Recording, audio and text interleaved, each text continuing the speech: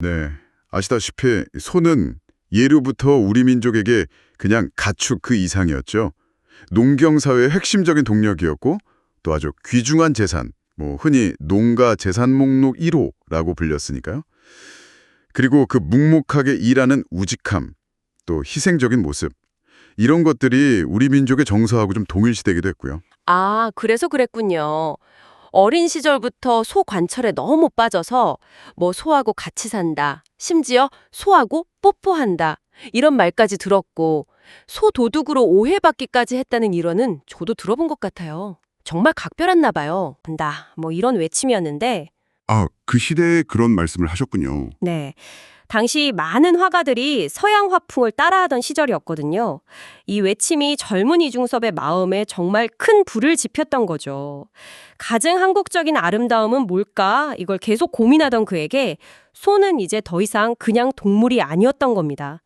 뭐랄까, 억압받는 조국의 현실 속에서 끝까지 지켜내고 싶은 강인한 민족의 혼, 바로 그 자체로 다가온 거죠. 그래서 탄생한 대표작 중 하나가 바로 그 1953년작 흰소로군요.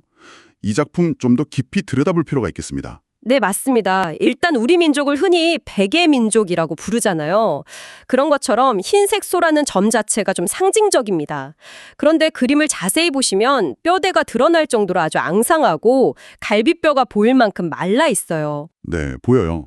이건 당시 일제의 수탈 그리고 곧이어 닥친 전쟁으로 인한 우리 민족 전체의 그 고통스러운 현실을 반영하는 걸로 해석됩니다. 아, 하지만 여기서 멈추면 안 돼요.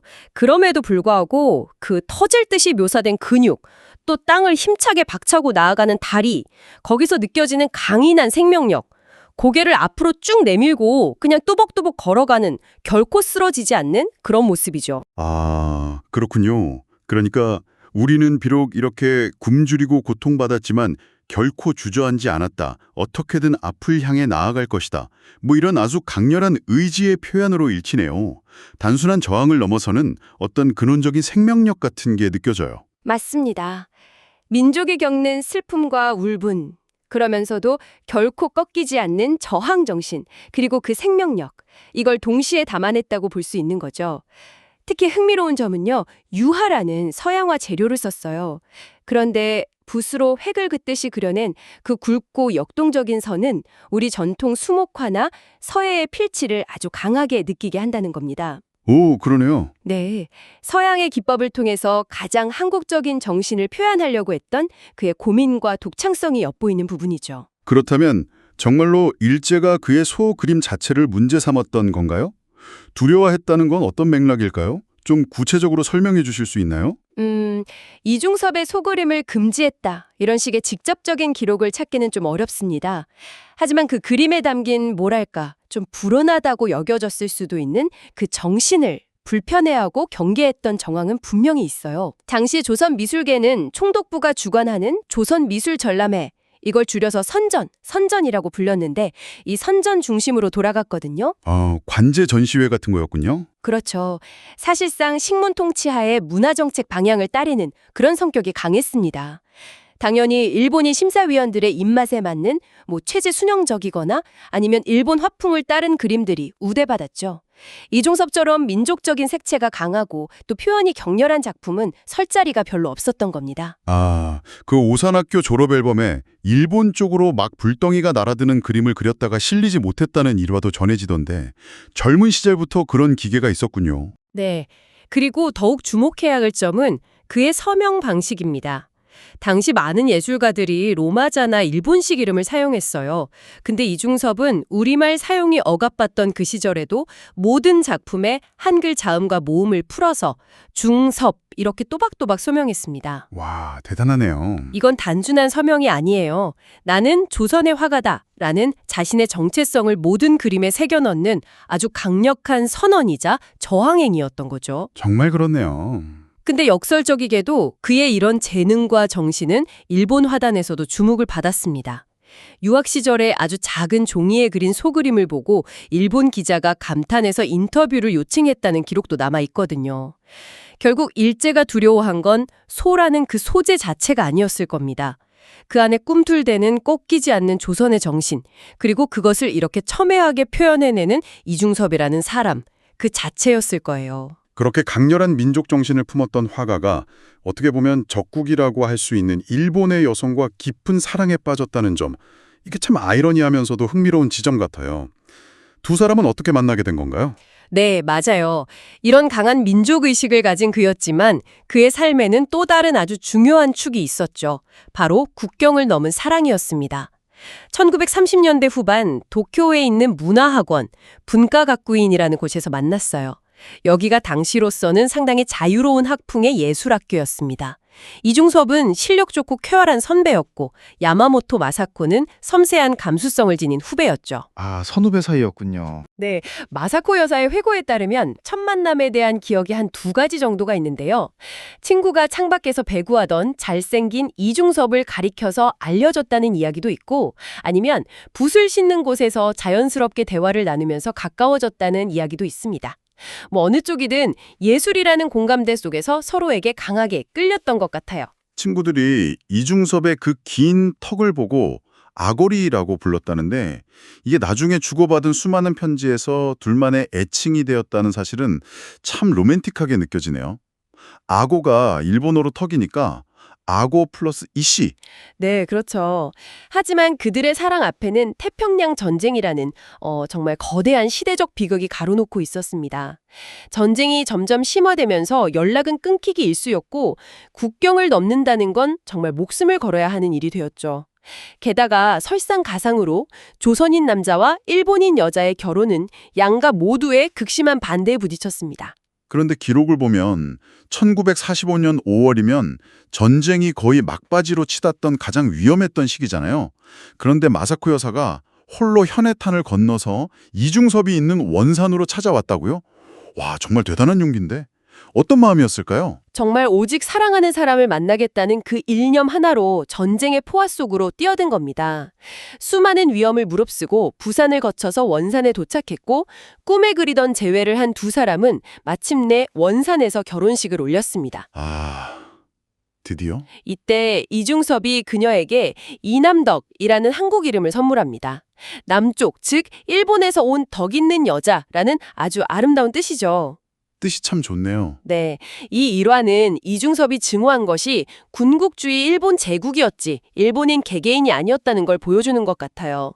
그의 사랑은 그 자체로 국경과 이념을 넘어선 어떤 화합의 상징이었다고 볼 수 있겠습니다. 결혼 이후에 그의 그림 세계에는 그럼 어떤 변화가 찾아왔나요? 그 분노하던 황소는 어떻게 됐을까요? 놀랍게도요, 캔버스에서 그 분노에 찬 황소는 잠시 모습을 감춥니다.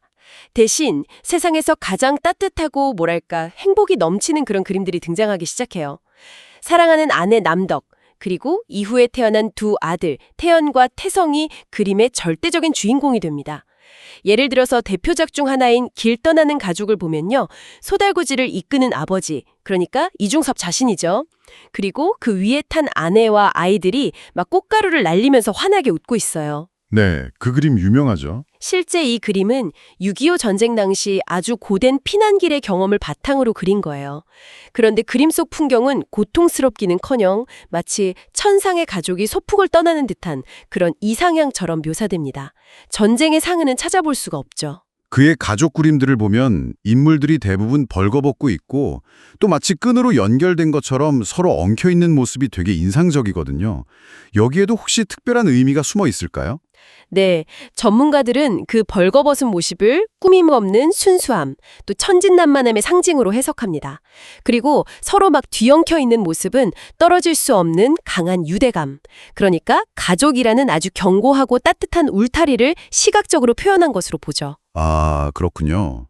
현실의 삶은 비록 고되고 남루했을지라도 캔버스 위에서만큼은 그는 세상에서 가장 행복한 남편이었고 또 더없이 자애로운 아버지였던 겁니다. 가족은 그에게 그 암흑 같은 현실을 견디게 하는 유일한 희망이자 빛이었던 거죠. 하지만 1950년에 발발한 6.25 전쟁은 그 단란했던 행복마저 송두리째 흔들어 놓았네요. 아내와 어린 두 아들의 손을 잡고 정든 고향 원산을 떠나 피난길에 오르게 됩니다. 이때 원산에 홀로 남겨진 노모와는 결국 영원히 이별하게 되었죠. 아, 어머니와는. 네. 부산을 거쳐서 정착한 제주도 서귀포에서의 피난 생활은 그야말로 처참했습니다. 자료에 따르면 1.4평 남짓한 아주 좁디 좁은 방에서 네 식구가 부대끼며 살았고 끼니를 걱정해야 하는 날들이 이어져서 바닷가에서 게를 잡아 연명하기도 했답니다. 1.4평에서 4식구가요? 와. 그런데 참 아이러니하게도 훗날 아내 남덕 여사가 회고를 통해서 비록 지독히 가난했지만 네 식구가 함께였기 때문에 그때가 인생에서 가장 행복했던 시절이었다고 말합니다. 아, 정말요? 그 시절이? 네. 이 지점에서 우리는 참 많은 생각을 하게 되죠. 결국 그 가난 때문에 아내와 아이들을 일본 처가로 보낼 수밖에 없었던 거군요. 그 결정이 평생의 한으로 남을 줄은 몰랐을 텐데요. 네. 계속되는 생활고 속에서 아내는 폐결핵 진단을 받았고 아이들은 영양실조에 시달리는 등 건강이 계속 악화되었어요. 이런 절망적인 상황에서 마침 일본에 계시던 장인이 세상을 떠나면서 아내가 유산을 상속받게 되자 가족의 건강 회복을 위해서 1952년에 내가 꼭 그림을 팔아서 돈을 벌어 당신들을 데리러 가겠다. 이런 약속과 함께 눈물을 머금고 아내와 두 아들을 일본으로 떠나보냅니다. 아, 그 약속. 하지만 안타깝게도 그 약속은 끝내 지켜지지 못했고 이 이별은 영원한 이별이 되고 말았습니다. 홀로 남겨준 뒤에 그 유명한 담뱃값 은박지 그림, 은지화가 탄생하게 되는 건가요? 그림 그릴 종이 살 돈조차 없었다는 이야기가 정말 사실이라니 너무 가슴 아픈 대목입니다. 네, 맞습니다. 바로 그 절박함 속에서 탄생한 것이 은지화입니다. 당시 귀했던 담뱃값 속에 은박지를 버리지 않고 모아두었다가 그 위에 못이나 송곳 같은 뾰족한 도구로 선을 새기듯이 그림을 그리는 거예요. 그리고 그 위에 물감이나 잉크를 바른 뒤에 싹 닦아내면 그 파인 홈 속에만 색이 남아서 선명한 이미지가 드러나는 방식이죠. 와, 정말 독창적이네요. 네, 재료의 한계를 극복한 아주 독창적인 기법으로 미술사적으로도 굉장히 높이 평가받습니다. 그 작고 반짝이는 은박지 위에 그는 주로 무엇을 그렸을까요? 혹시 다시 분노의 황소가 등장했을까요? 놀랍게도요, 그 작은 은박지 위를 가득 채운 것은 분노나 절망이 아니었습니다. 대부분 멀리 떨어져 있는 아내와 아이들의 모습, 그리고 함께했던 행복한 순간들이었죠. 아이들이 물고기란 개를 잡으면서 천진난만하게 노는 모습, 온 가족이 서로 막 얼싸 안고 있는 모습들. 아, 그의 그 사무치는 그리움과 사랑이 그 작은 표면 위에 응축되어 담겨 있었던 겁니다. 길가에 버려진 담뱃값 쓰레기가 한 천재 예술가의 손을 거쳐서 이렇게 절절하고 아름다운 예술작품으로 승화된 거죠. 정말 대단합니다. 이 은지화의 독창성과 예술성은 훗날 세계적으로 인정을 받아서 세 점의 작품이 뉴욕 현대미술관, 모마라고 하죠. 거기에 소장되는 영예를 안게 됩니다. 아, 모마의 소장이 되었군요. 네, 하지만 비극적이게도 이중섭 자신은 생전에 이 소식을 듣지 못했습니다. 아, 너무 안타깝네요. 은지화와 더불어서 그를 홀로 버티게 한 또 다른 심이 바로 편지였다고 들었습니다. 거의 매일같이 쓰셨다면서요. 그렇습니다. 그는 일본에 있는 가족들에게 거의 매일같이, 때로는 일주일에 몇 통씩 편지를 보냈습니다. 현재까지 남아있는 100여 통이 넘는 편지들은 단순히 안부를 전하는 글이 아니에요. 글과 그림이 정말 환상적으로 어우러진 하나의 예술작품, 그러니까 편지 자체가 그림이자 그린 편지화. 편지화. 네. 편지 속에는 아내 남덕을 향한 그 애끓는 사랑과 그리움. 예를 들면 나의 아고리, 나의 귀엽고 소중한 남덕, 세상에 나만큼 아내를 미치도록 사랑하고 보고 싶어하는 남자는 없을 것이요. 이런 구절들이 있고요. 또 두 아들 태현, 태성에 대한 미안함. 아빠가 오늘 소달구지에 엄마와 태현이, 태성이를 태우고 따뜻한 남쪽 나라로 함께 소풍 가는 그림을 그렸단다. 이런 내용들이 아주 절절하게 담겨 있습니다. 그 두 아들이 자전거를 타고 달리고 양옆에서 부부가 긴 팔로 이렇게 감싸 안는 듯한 편지 그림이 있잖아요. 그 그림은 결국 사주지 못한 자전거에 대한 약속과 겹쳐지면서 더 애잔하게 다가오는 것 같아요. 네, 맞아요. 그 그림에는 아들들에게 자전거를 사주겠다는 약속을 끝내 지키지 못한 아버지의 깊은 미안함과 사랑이 담겨 있죠. 편지는 가족과 연결된 유일한 끈이었고 또 희망을 놓지 않게 하는 마지막 보루였습니다. 그는 편지 봉투 하나하나에도 정성껏 그림을 그려 넣으면서 가족과 다시 만날 날만을 정말 간절히 손꼽아 기다렸습니다. 그러다가 1955년 마침내 생애 첫 개인전이 열렸는데 이 전시회가 오히려 그에게 회복하기 어려운 아주 깊은 상처를 남겼다고 들었어요. 구체적으로 어떤 일이 있었던 건가요? 네, 서울의 미도파 백화점 화랑에서 열린 개인전이었는데요. 당시 평단의 극찬을 받았고 전시된 작품 중에 26점이나 팔리는 등 겉보기에는 대성공이었습니다. 이중섭은 이 돈으로 드디어 일본에 있는 가족을 데려올 수 있겠다. 이런 희망에 부풀었죠. 아, 드디어. 하지만 안타깝게도 두 가지 비극이 연이어 닥쳤습니다. 첫째는 팔린 그림값의 대부분이 외상이거나 제대로 수금이 되지 못하면서 일본행 경비 마련에 실패했다는 점입니다. 아, 외상. 돈을 못 받았군요. 희망이 절망으로 바뀌는 순간이었겠네요. 그런데 설상가상으로 예상치 못한 논란까지 일었다고요? 네, 그게 더 큰 문제였는데요. 전시가 한창 진행 중일 때 갑자기 경찰이 화랑에 들이닥쳐서 그의 은지화 여러 점을 압수해가는 사건이 벌어졌습니다. 경찰이요? 왜요? 벌거벗은 아이들이 서로 엉켜서 천진난만하게 노는 모습을 그린 정말 지극히 순수한 가족애의 표현을 글쎄요, 외설적인 춘화로 몰아붙인 것입니다. 춘화요? 아이들 그림을. 네, 찢어지는 가난 속에서도 오직 가족에 대한 그리움과 사랑 하나로 그려낸 그의 영혼과도 같은 작품들이 난데없이 외설 시비에 휘말려서 더럽혀진 거죠. 이는 이중섭에게 예술가로서의 자존심에 정말 깊은 상처를 남겼고 정신적으로 큰 충격을 주었습니다. 그 이후에 그의 삶은 어떻게 흘러갔나요? 가족을 만나려는 계획은 왜 끝내 이루어지지 못했는지도 궁금합니다. 이 춘하소동 이후에 이중섭은 깊은 우울감과 자기 혐오에 빠져들었습니다. 내 그림은 모두 가짜다.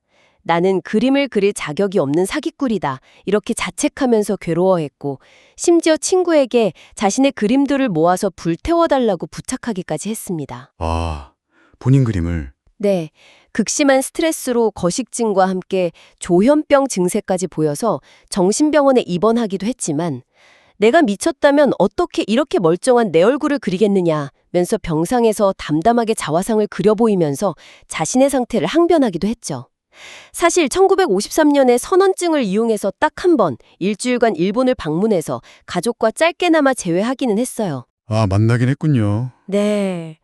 하지만 그 짧은 만남은 오히려 더 큰 그리움과 현실의 벽만 확인시켜주는 더 고통스러운 경험이 되고 말았습니다. 계속되는 경제적 어려움, 세상의 몰이해, 그리고 깊어진 마음의 병 속에서 그는 정신적으로나 육체적으로나 완전히 쓰러져 갔습니다. 결국 아무도 지켜보는 이 없는 병실에서 홀로 마지막을 맞이했다는 사실이 너무나 안타깝습니다. 1956년 9월 6일 서울 서대문 적십자병원에서 그는 간염 악화와 극심한 영양실조로 인해서 40이라는 젊은 나이에 홀로 조용히 눈을 감았습니다. 임종을 지킨 가족이나 친구는 아무도 없었고 병원 기록에는 무연고자, 즉 연고 없는 사람으로 기록되었습니다. 무연고자라니. 그의 시신은 사흘 동안이나 병원 영안실에 명치되었고 뒤늦게 소식을 듣고 달려온 친구들은 싸늘하게 식어버린 친구의 시신과 함께 밀린 병원비 청구서를 받아들여야 했습니다. 아, 정말 너무나도 쓸쓸하고 비극적인 마지막입니다. 그렇게 고독하게 떠나간 후에야 비로소 국민 화가로 불리게 되었군요. 그렇습니다. 그의 사후에 친구들이 마련한 추모 전시회 등을 통해서 그의 작품 세계가 서서히 재조명되기 시작했고요. 1970년대에 이르러서야 비로소 그의 위대한 예술적 가치를 제대로 인정받으면서 명실상부한 국민화가의 반열에 오르게 됩니다. 그의 작품들은 식민지와 전쟁이라는 그 격동의 시대를 온몸으로 살아낸 우리 민족의 자화상이자 또 어떤 절망 속에서도 꺾이지 않았던 한 예술가의 치열한 혼, 그리고 무엇보다 가족을 향한 영원하고도 애틋한 사랑의 증거로 남아서 오늘날 우리에게 깊은 울림을 주고 있습니다. 일제강점기라는 깊은 어둠 속에서 태어나서 전쟁의 잿더미 위를 걸어야 했던 한 남자, 이중섭.